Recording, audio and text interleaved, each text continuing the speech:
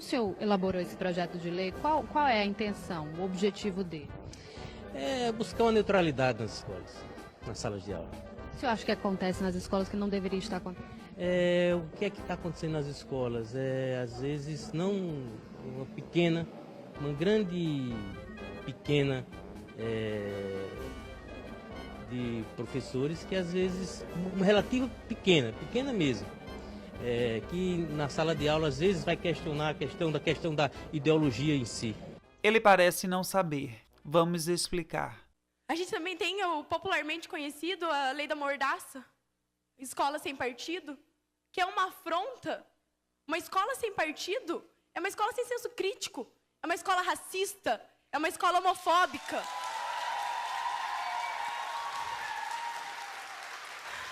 A escola sem partido é falar para nós estudantes, é falar para os jovens, é falar para a sociedade que querem formar um exército de não pensantes, um exército que ouve e abaixa a cabeça. E nós não somos isso. Nós temos uma história, e nessa história a gente luta contra isso. E em meados do século XXI, em pleno ano de 2016, vocês querem nos colocar um projeto desse? O Escola Sem Partido nos insulta, nos humilha, nos fala que a gente não tem capacidade de pensar por si próprio. Só que a gente tem, e a gente não vai abaixar a cabeça para isso.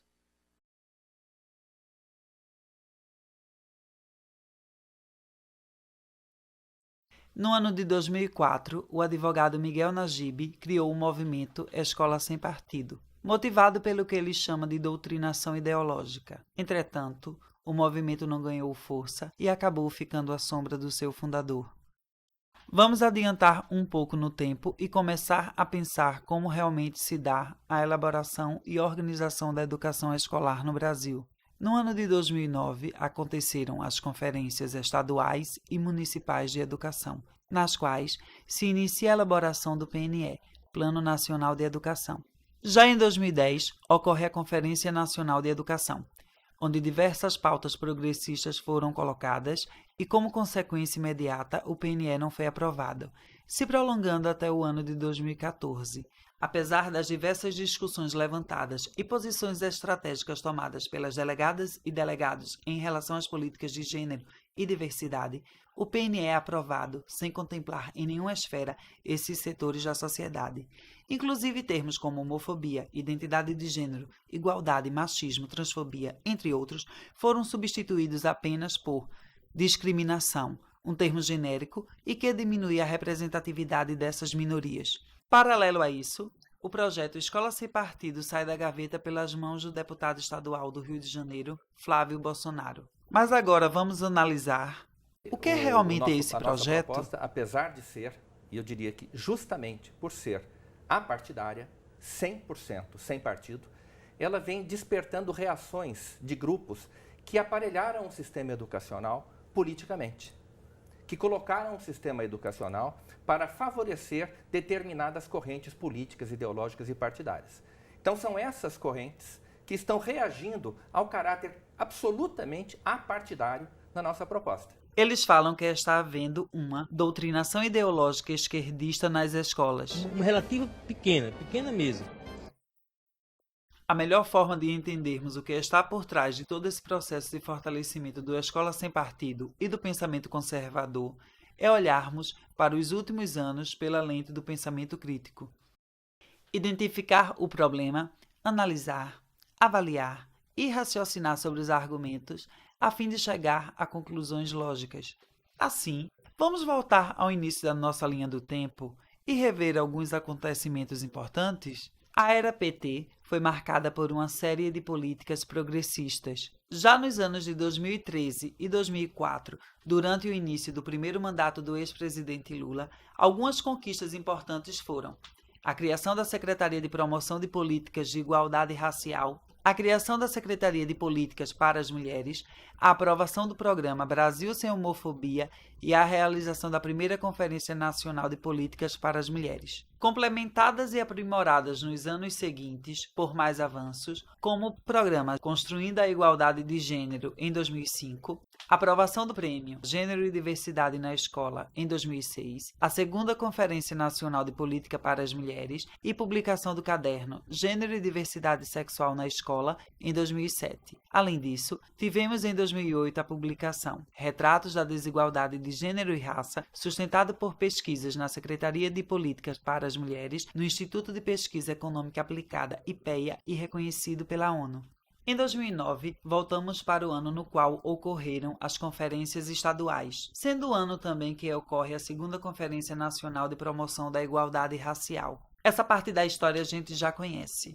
Em 2010, diante de uma reação expressiva das camadas mais conservadoras do Congresso, o PNE não é aprovado. E a sua aprovação acontece somente em 2014, apesar de sua última etapa ter sido realizada quase 6 meses depois da sua aprovação no Congresso. Tudo isso um ano depois de mais uma vitória protagonizada pela Secretaria de Políticas para as Mulheres, a Conferência Nacional Livre de Educação e Gênero. Após um período marcado por uma série de políticas progressistas, podemos considerar o veto ao PNE em 2010 como o marco inicial de uma série de reações de grupos conservadores. Ainda em 2010, as eleições contaram com a ascensão destes grupos na Câmara dos Deputados, com as bancadas da Bala do Boi e da Bíblia. Em 2011, a presidenta Dilma Rousseff foi pressionada pela Frente Parlamentar Evangélica, aliada a outros grupos conservadores da Câmara, a vetar o kit anti-homofobia, composto por um caderno, boletins, 3 curtas-metragens e seus guias. O projeto tinha como objetivo debater sobre preconceito, discriminação, intolerância e homoafetividade.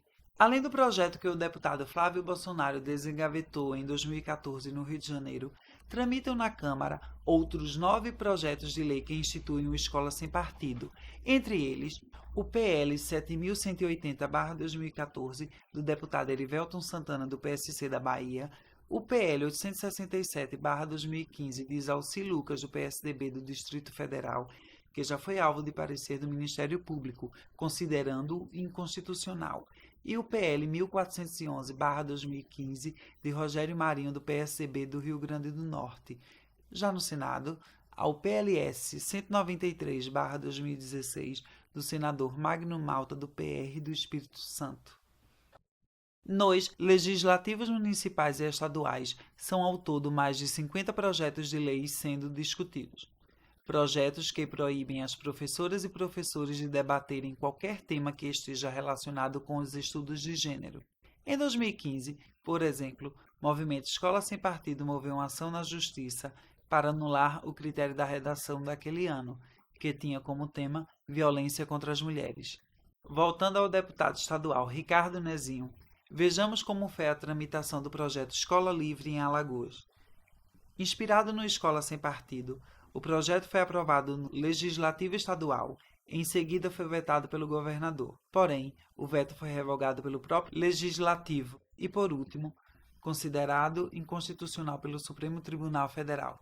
Outro projeto que já recebeu um parecer de inconstitucionalidade foi o PL 867 de 2015, de Isalci Lucas, do PSDB. Nas palavras da própria Procuradora Federal dos Direitos do Cidadão, Débora Duprá, abre aspas, o projeto subverte a atual ordem constitucional por inúmeras razões. Confunde a educação escolar com aquela fornecida pelos pais e, com isso, os espaços público e privado. Impede o pluralismo de ideias e de concepções pedagógicas. Nega a liberdade de cátedra e a possibilidade ampla de aprendizagem e contraria o princípio da laicidade do Estado. Todos esses direitos previstos na Constituição de 88. Fecha aspas. Para completar o quadro, a Procuradoria-Geral da República solicitou ao STF que declarasse outras 7 leis municipais como inconstitucionais.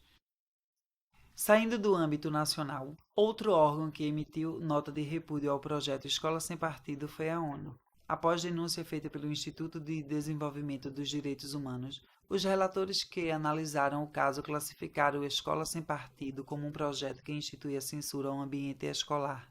O Brasil vem vivendo tempos muito conturbados na política.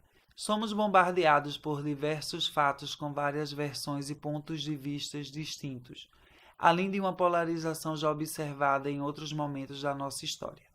É o cenário ideal para o surgimento de ideias de caráter extremos. Já há relatos de perseguições de todos os tipos às professoras, motivadas pelo Escola Sem Partido. As ações vão desde a abertura de processo administrativo a ameaças de morte contra docentes.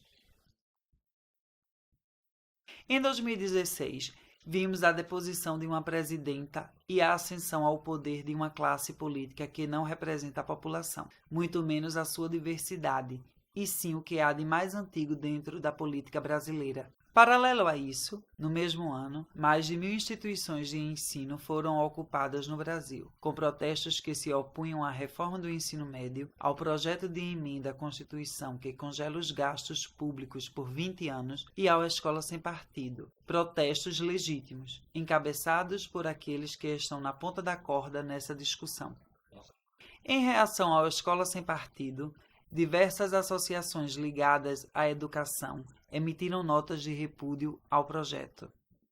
Entidades representativas foram criadas, montando uma rede distribuída pelo Brasil e disposta a lutar por uma educação livre e emancipadora.